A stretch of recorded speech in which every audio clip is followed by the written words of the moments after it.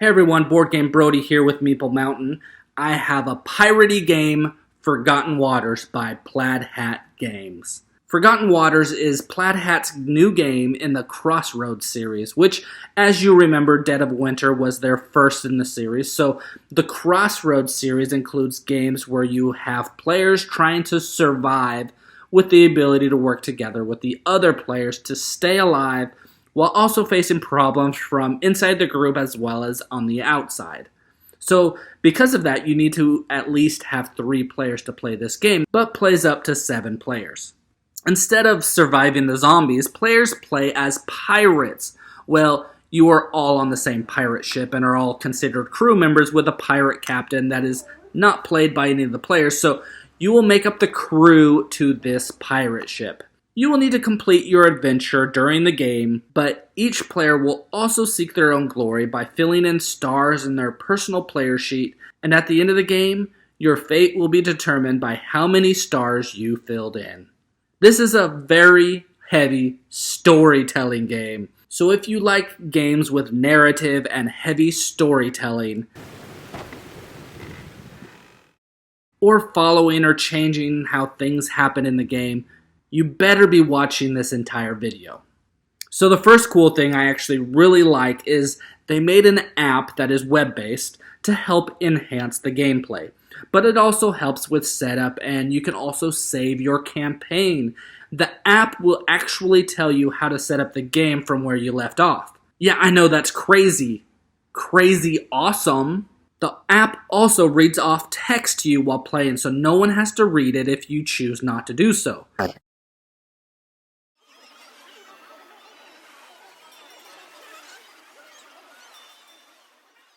The bad thing, I don't think you can play this game without the app. But these days, most people have a way to access this app. The app is free, of course, and can be found at fwcrossroads.com.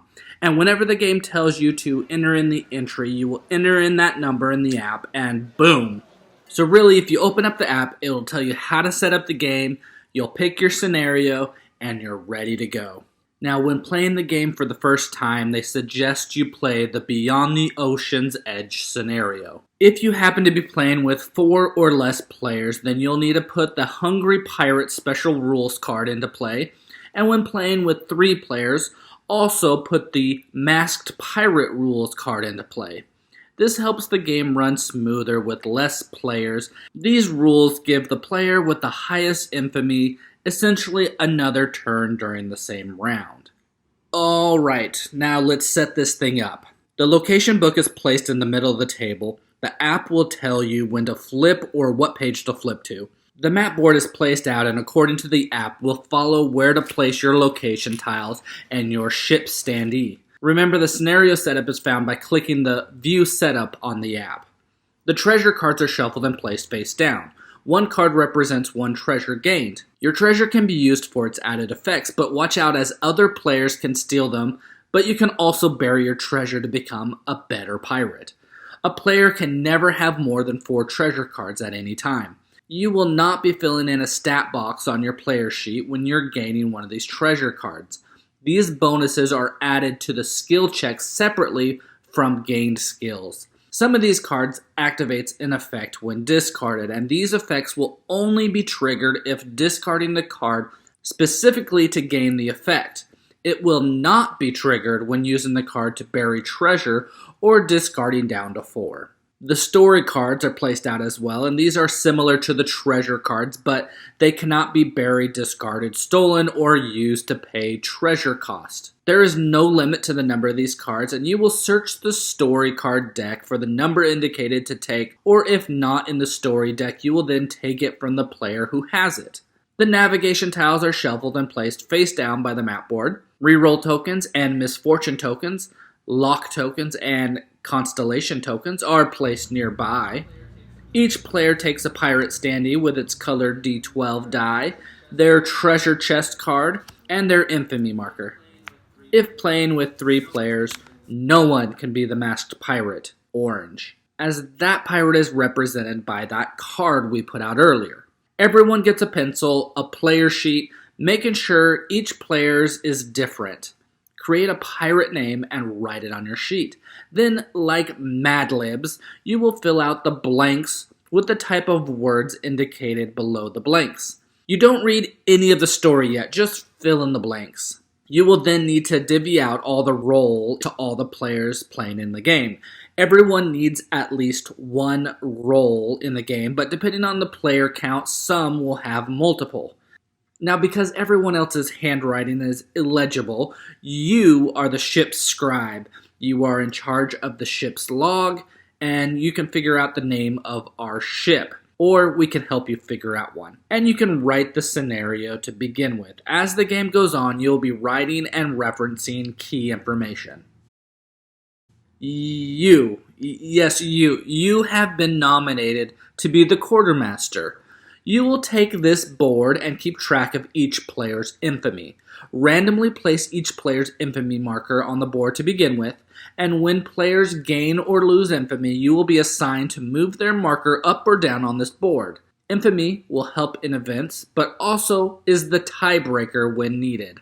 Whoever is the highest on the track will also get to choose what actions they perform first, leaving less interesting and less fun jobs for the remaining players.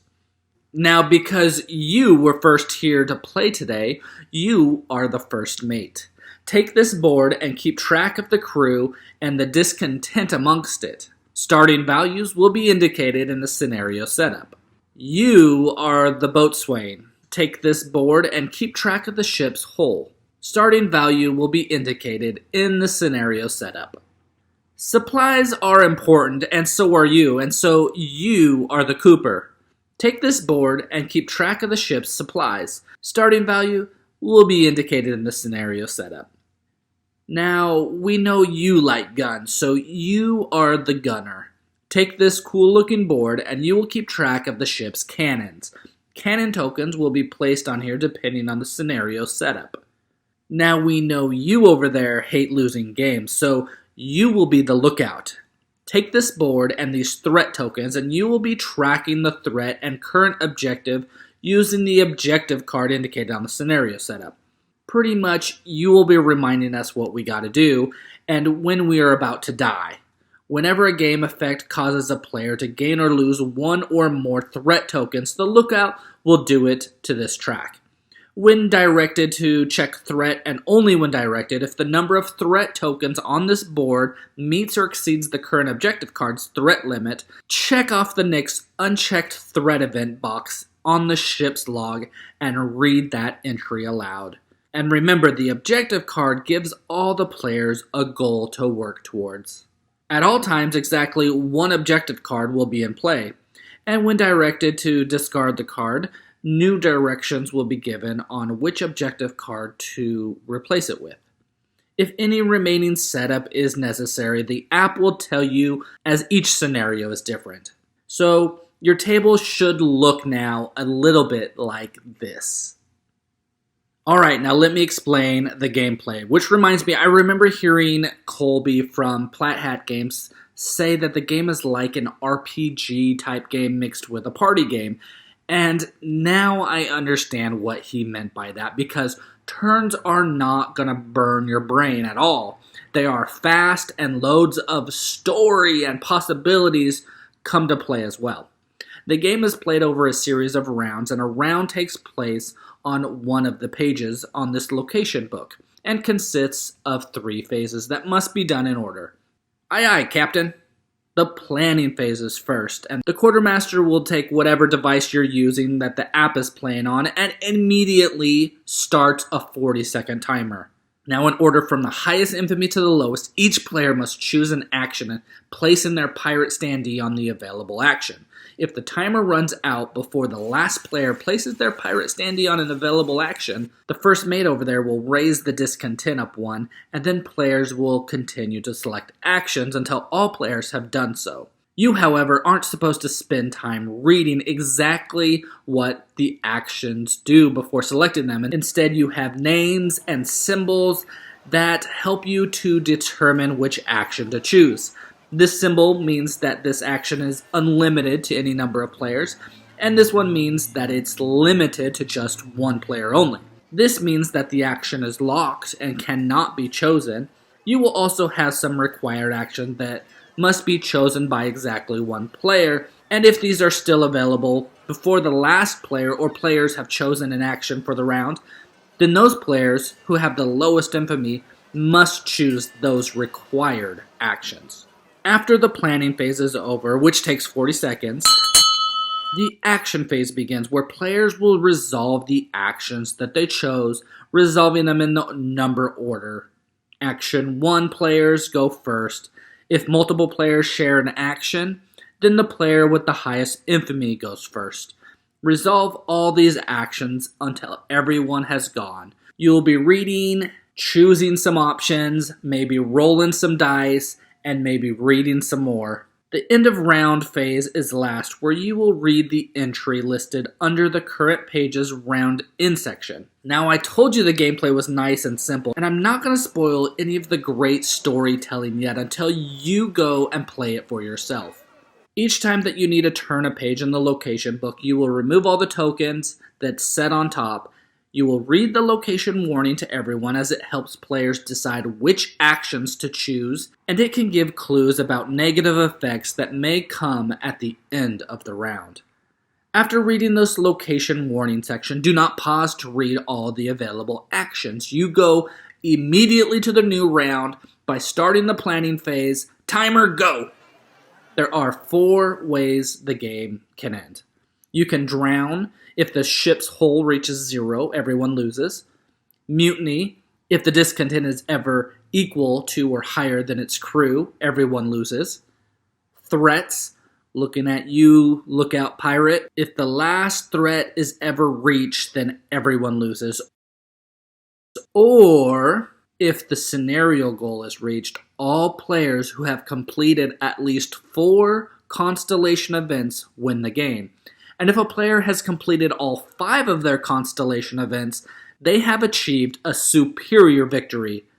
Starting with the player with the highest infamy going clockwise, each player consults the ending chart on their player sheet and reads their indicated ending. Yes, this is a very rich storytelling game with closure.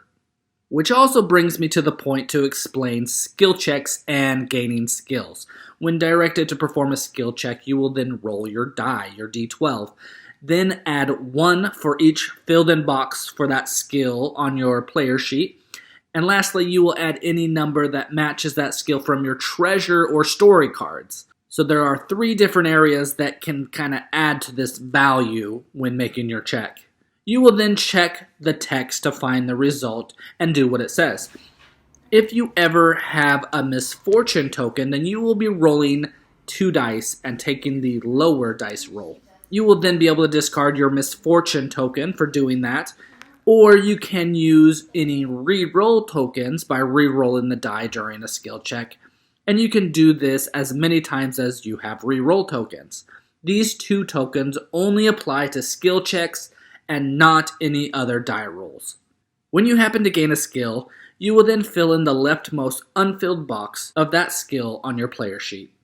If the box happens to have a star on it, then you will also fill in a star on your constellation. As you fill in stars, you will see these spots with an exclamation mark. Remember that you will want to fill in at least 4 of these exclamation point stars by the end of the game. Now, when the game is asking for whoever has the highest or lowest skill, you only count the number of boxes filled in, not counting any skills from treasure or story cards. So really, as you go on playing the game, the more stars you fill in, especially the ones with the exclamation point, the more of those that you fill in, the better pirate that you are. Now, whenever you're able to fill in one of these, you will need to start at your starting star, or a connected star that was previously filled in. Whenever filling in with one of those special stars with an exclamation mark, that player will receive a constellation event token. So I know I've stressed enough that you need to fill in these stars, and there are 2 main ways to fill them in. You can do it by gaining skills, like I explained, or by burying treasure. Some location actions allow you to bury treasure by discarding a treasure card or 2 or 3 or how many ever, and filling in a star for each treasure buried. Remember those Mad Lib words that we filled in at the beginning of the game? Well, whenever a player is directed to resolve their constellation event, that player will go to the constellation event section of their player sheet and discard all of their constellation event tokens. And for each token discarded, they check off their next unchecked constellation event and read it aloud, of course, filling in any blanks with the words they placed previously. More story making the game even better. Now let's go back to the map here because sometimes a game effect might instruct a player to move the ship. That player moves the ship to an adjacent space, and each time the ship would move onto an empty space, you will draw a navigation tile and place it face up on the space before moving onto it. When moving the ship, do not go to the entry listed on the new space until directed to do so. If the ship moves onto a navigation token or special location with a red exclamation symbol, well, the ship cannot be moved any further during that round. Also, the ship cannot be moved on rocky water special location tokens. Doing an action to scout one or more spaces, that player will draw a navigation tile from the supply and place it face down in an empty space on the board that is either adjacent to the ship or adjacent to a previously placed navigation token. You will repeat this for how many ever spaces the player is directed to scout, and once all tiles are placed out, you can then flip them face up. Some actions will direct you to upgrade cannons, causing the gunner to remove a cannon token from the gunner board and replace it with a cannon from the supply, whose value is 1 higher. Now, if the cannon was unloaded, then the upgraded one will be unloaded as well. But if it was loaded, the upgraded one will stay loaded. You can only have a maximum of 4 cannons, and cannons can be discarded anytime to make room for newer ones. Now, whenever you reach part 2 of a scenario, you will have the option to save the game and return to it later. If saving it, the scribe will write down part 1 complete on the ship's log and will then be instructed on how to record the current game state on the ship's log. Now, this game is nice because, unlike other campaign games, the app will help you reset up the game. So next time you bring it out, it'll tell you exactly how to set it up and where to put everything out at. I gotta say, for me, this might be my highest rated game of the year so far. I really love Dead of Winter, but at times the game begins to drag on. But in this game, the turns are super fast, and you really don't know entirely what you're getting into when picking your actions. Again, the game has a little party game feel to it because you're kind of hoping you'll get the best action that gives you a great outcome. Does that always happen? Well, no. You will roll some low numbers that get you into trouble, but that's part of your character's story now. You'll gain these misfortune tokens, making your next action less desirable, but also these reroll tokens, so you can reroll the die to have circumstances change in your favor. You get 40 seconds as a team to place your standees on an action, and the actions are all kind of random, but let me tell you, it's nice to be a pirate with the highest infamy, because at least you get first pick. And the actions are all different. Some only one player can choose, others are unlimited, others are required, but again, you don't know what will happen until you start the action phase, hopefully increasing your stats, gaining treasure, helping the team stats, and most importantly, gaining stars for your personal constellation. Of course, this is a cooperative game with the need to do your best individually to fill in your constellation by increasing your pirate stats or burying treasure. I don't really feel like you're purposely hurting the team most of the time when making decisions, but I guess there could be some instances where a player could decide to, instead of working on the ship's hull since the track is getting low, to do another action instead. But I feel like it's easier to play as a team in this game, and you can increase your constellation on the next round anyways. It's not like you're giving up the only chance that you have to fill in this 1 star. As you gain stars on your constellation, you will mark off a space with an exclamation mark and gain a constellation token, and this also unlocks part of your pirate story. So as you play the game, you'll discover and unravel more and more about your pirate. I also like how their mechanic of only allowing 4 treasure cards at a time in your hand it's just great, because as you will need to take the bury treasure action at times, and this gives your hand more room to breathe. You can gain new treasure cards, but also when taking the bury treasure action and discarding these treasure cards, you're not just giving them up, but you're progressing on your constellation. You're working closer to your pirate's goal. This will also unlock part of your pirate story, so as you play the game, you will discover and unravel more and more about your pirate. The stories are fun, and the choices seem endless. Want to fight another ship? Go right ahead. Want to go explore this new island we found? Go ahead and do that. The game leads you to a destination, but it's all about how you and your crew decide to get there. And I love that. You even find little small offshoots of stories and choices that normally would be called flavor text in a board game, but it seems so much more in this game. I also love that I can play this game with up to 7 players. So when I have friends and family over and we want a deeper party game, this is at the top of the list. Most games that play up to this player count tend to be short, lighter, fast games. This game isn't heavy in its complexity, but it's got more meat than party games you tend to play with high player counts. But being a game that plays longer and has more meat for multiple players comes its main issue: having at least 3 players to even get the game out. And even with 3 or 4 players, you have to play with special rules.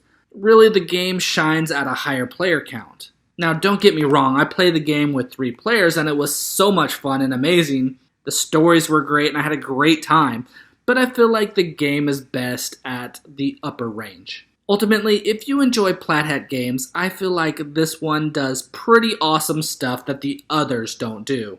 The added app is amazing, and it's sure to leave you and your crew with endless stories to remember. So grab your family and friends to set sail, search for treasure, and most importantly, have fun in Forbidden Waters by Plaid Hat Games. Again, this is Boardgame Brody. I hope you enjoyed this video. Stick around and check out some other board game reviews to see what you might want to get to the table.